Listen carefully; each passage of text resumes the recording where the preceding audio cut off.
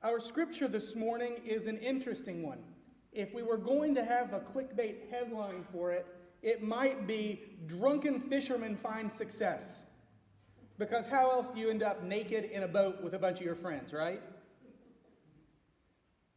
And when you think about ridiculous statements that you hear, there's one thing that's always true to me when I hear a ridiculous statement, a crazy statement, an outrageous headline. I'm always more interested in the details. It always leads me to want to know more details. Here's a few statements that may seem bizarre. At one point, I watched every episode every week of 90210 religiously. Some of you are going, what? Really? I have a friend who can tell you tons of statistics about 90s baseball, but never seen a ball game since. I know a church in Kentucky with a barn full of dresses. And I know about a guy who put on his clothes to go swimming. Not bizarre, outlandish statements, not aliens have invaded and sucked our brains dry or anything, but things you go, really? That doesn't click with what I know. It asks us for more details, more information, leaves us with lots of questions. Yes, I watched every episode of one season of 90210. She liked the show. I really liked her. I thought I was in love. So I watched every week so I would have something to talk to her about. And then I found out it wasn't what I thought it was. And I didn't really like her that much either. I have a friend who can tell you all kinds of statistics about 90s baseball. He didn't really like baseball, but as he got older and his father aged, he thought maybe his father's passion was a place they could connect. So he started watching with his dad. He started trying to connect through that sport. They enjoyed the time together. But when his dad died, he was left with a head full of statistics and some wonderful new memories. It's amazing how our emotions can motivate us to learn new things. I know a church in Kentucky with a barn full of dresses. No one really dressed up at that church. It was more of a rural country church. They kind of came as they were. But come prom season, every girl was expected to have a dress. And one of the kids in that church thought it was sad that many friends would not go because they couldn't afford a dress. So the church started collecting. And they've been collecting dresses and giving them to young ladies every year since. Amazing how our emotions can motivate us to do extraordinary things. I heard a story about a guy who put on clothes to go swimming. He had been fishing all night with his friends, and suddenly Jesus shows up after the resurrection.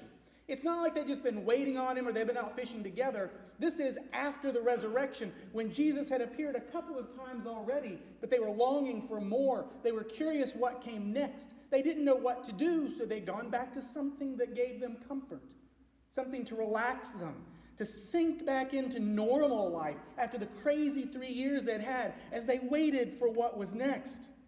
And suddenly, Jesus shows up. As Renata read, there were a lot of details in that story, right? Some strange details. But I don't know about you, but they're none of the details I wanted. I'm left with this story with more questions than answers. I'm left wanting to know more. Is John just exaggerating when he says they had too many fish to haul in? I mean, clearly they managed to get them to shore eventually. So when it says there's too many to haul in, are they just exaggerating to make Jesus look good? Or is this just a case of men who go fishing will exaggerate? I'm curious. And speaking of fish stories, 7 guys out all night. How many have they had to drink? And does that have something to do with Peter deciding to put clothes on to jump in? He puts clothes on to jump in the water. One, he's naked in the boat. It's 7 guys, they're fishing, they've been out. It's not a time and place in history where people wore a lot of clothes anyway. It's not like they were in their Bassmaster outfits. They were just guys out fishing. They'd probably dropped the heavy robes either on the shore or the back of the boat. they're just lounging. It's just the guys. It's no big deal. Jesus is here. Oops, I better get dressed before I jump in to swim. How slow did he swim? How exhausted was he when he got to the shore? And when he got to the shore, how hard was Jesus still laughing? Imagine me swimming in this. The lack of practicality to put on clothes to go swimming. Was he afraid of showing up in front of Jesus naked? Like Jesus hadn't been wandering with these guys for 3 years, camping out in different places? Like he hadn't seen him without his robe on before? Did he feel the need to dress up for Jesus? As a friend of mine who grew up in the black church said, did he feel the need to look better on Sunday than he did for a date on Friday night? Was it some sense of making sure he was presenting his best self to Jesus? And did he really think that was a wet robe on an exhausted body? I'm left with so many questions. So many questions. The story gives us lots of details, but leads to more questions. Such as, if Jesus is already cooking fish, he's already cooking fish when they get to the edge, why does he tell them to bring in their haul? So that they can cook more fish. And fish and loaves. They're breaking bread and eating fish. Sound like a story we've heard before? Did John get the stories confused? Or is there some symbolism here? Yeah, I think there's some symbolism. Earlier in the scriptures, Jesus and the disciples are out and there's a crowd. And Jesus says, you give them something to eat. And all there is bread and fish. Earlier in this story, the disciples came to Jesus and said, Jesus, what do we do? They asked Jesus to fix the problem. And Jesus says, you fix the problem. You have all you need. Jesus could have provided, but calls upon them in that story of the feeding of the 5,000 to care for others, to encourage people to give of what they have, not just look to Jesus to solve it for them, to look to each other, to fill each other's needs. Now on this shore, this many years later, now on this day, after the resurrection, Jesus has fish and bread provided already. But he tells them, bring what you have and go feed my sheep. Is this some sort of symbolism? Oh, yeah. John's gospel, this version of the life of Jesus is different from the other three. Matthew, Mark, and Luke, they put things in order. I don't know how about you all, but when I hear a story, I kind of like to hear it beginning to end. But once in a while, a good storyteller can change things up. We get a flashback at the beginning of a TV show. We get a movie that starts out in the future, and then we find out how we got there. Sometimes a story element's a little different. For John, he could care less about any of that. The timeline is without consequence to him. All he cares about is making sure we know who Jesus is and what that means we should do with it. So when he's telling this story, it doesn't matter that it comes after the 5,000. It doesn't matter where it fits into it. He wants us to know Jesus is risen and can provide for all, yet calls each of us to care for others. It's the meaning behind all of it for John, not the sense of it. And here we are, today, after Easter. John could care less where we fall into the timeline. He wants us to hear the message those disciples heard and understand. He wants us to become part of this story and understand that Jesus, who feeds us, calls us to feed others. Jesus is the shepherd and sends us to care for one another. Jesus can provide for all our needs, but we are to bring out our gifts and share. Jesus is not specific on how to do it. He doesn't have a bunch of rules. He doesn't have a system, limits on how we care and share, who we should share with, who we should care for. Jesus is trying to get rid of all those old rules and divisions. Jesus is trying to get us past all the ways we found excuses not to do those things for each other. It's very simple. God provides for what we need, and often God provides us one another. Peter's response to Jesus at the beginning of the story suggests that Jesus also does not care if our response is logical. Our response doesn't have to be logical. Now, yes, it would be nice if we could be deliberate about our care and compassion, to be good stewards of our resources.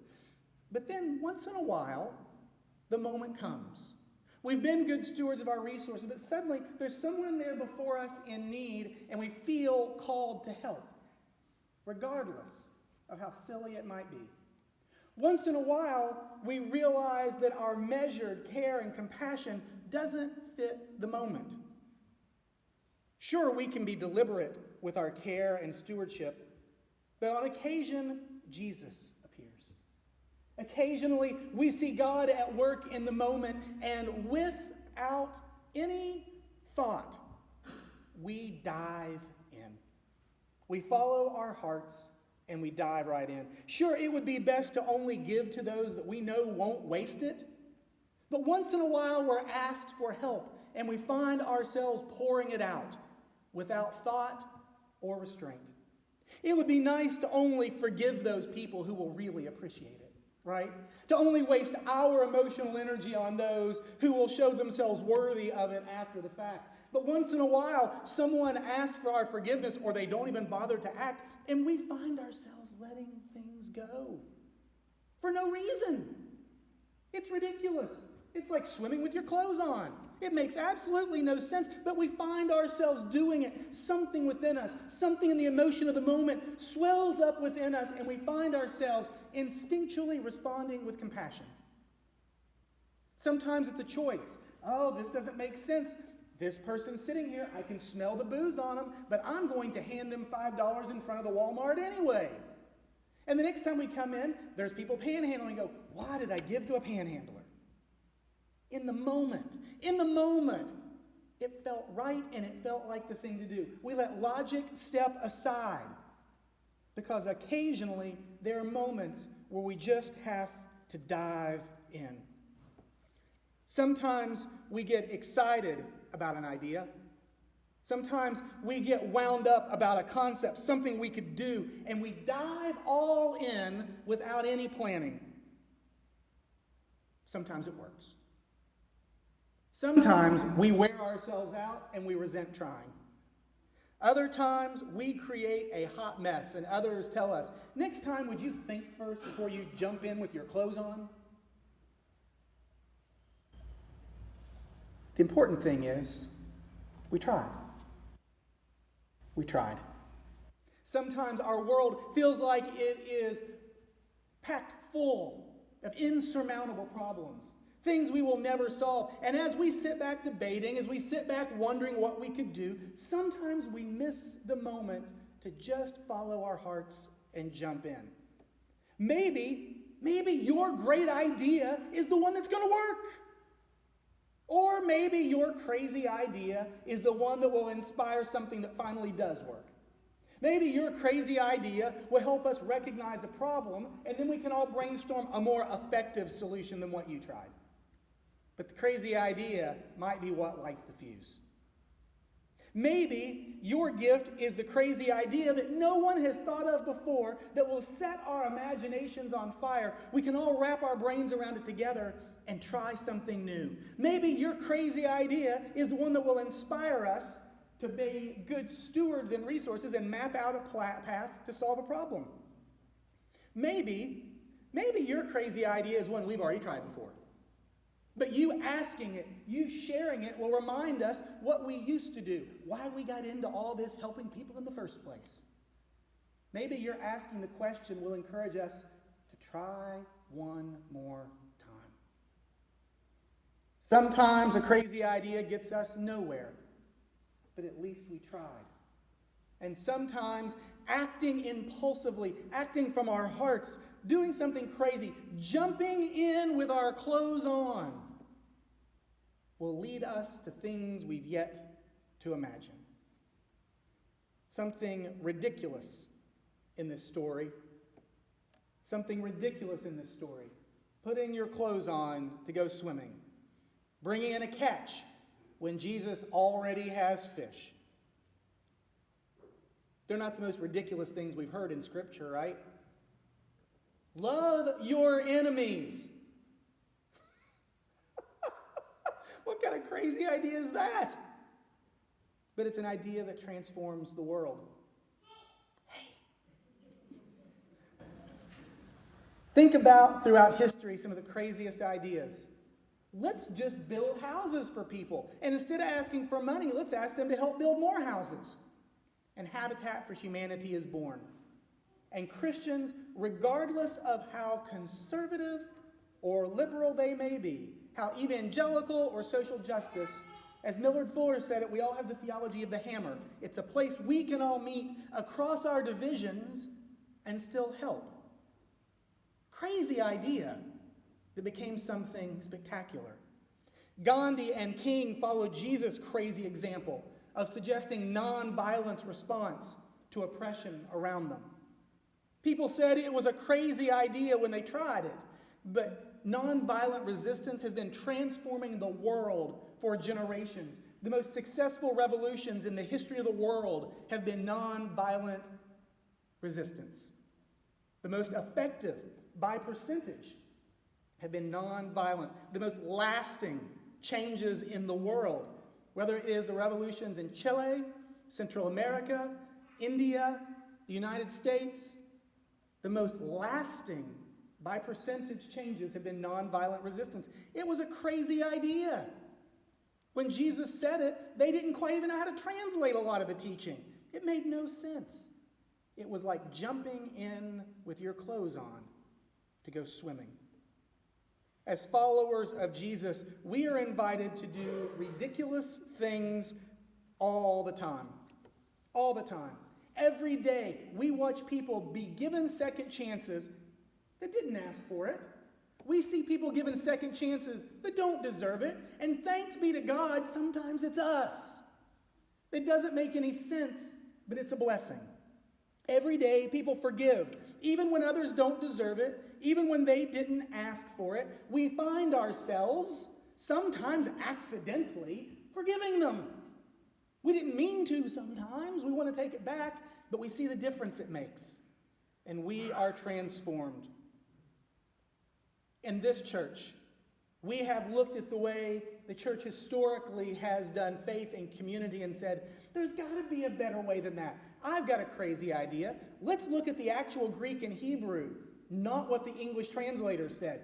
Oh, all those words about gays and lesbians were really manipulations? Then let's forget about it and just love everybody and see what happens. And people go, oh, that's crazy talk. Love everybody? We're going to bring in people regardless of their background. You can't in the church? You're going to love everybody? We're not going to try to divide out by ages. We're going to put everybody together. How will you ever have a youth pizza party for the glory of God? It's a crazy idea. But we have seen the beauty of it. We've seen the beauty of going back to what John was teaching in the very beginning. Jesus is Lord and provides all the love we need. And through us, we care for one another. It doesn't matter where it fits into the story. It doesn't matter where it fits into our time in history. It's a truth that is. And in some times and places, it's such a profound, crazy thought. A profound, crazy thought that we would just care for others, bring what we have, pool it together and care for one another, that people think it's as crazy as jumping in to swim with your clothes on. Yet we have seen the transformative power of it. As followers of Jesus, as the body of Christ, we are called to do crazy things, even believing we can change the world. We are called to do crazy things, even believing that what we do can change the world. We come together as a church in a small little community, and sometimes we talk crazy. We think we are going to transform lives just by us coming together and being here, because we've seen it happen. And we think that what we practice here, what we practice as a community will transform us. It will shape us as we go out, and we can actually change the world, not just here, but out there. That we can go out, dive in with our clothes on, and swim. And others might follow along. Sometimes we do this as a choice. We see somebody in need. We see someone left out. We see a relationship that needs mending, and it is an intentional choice that we make.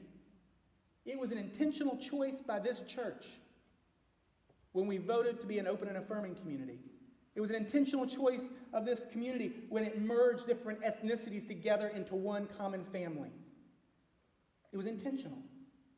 But the love that's shared every week as we pass the peace, as people ask about each other's lives, it's not a choice, it's reflexive. It's who we are, who we have become together. Sometimes jumping in is a choice. Sometimes it's a reflex. Sometimes it leaves those who watch us confused. Sometimes it leaves those watching laughing at us, thinking, oh my gosh, look how ridiculous they look, flailing around in their love and compassion. And sometimes though, we see them put their clothes on and jump in with us. Sometimes we see them put their clothes on and jump in with us. So let me ask you, church. It's post-Easter. We've celebrated the risen Jesus. It is post-Easter. We have named his presence among us, and we have heard his challenge to love one another, to feed God's sheep. So let me ask you, church. How are we going to bring the crazy? Where are we jumping in?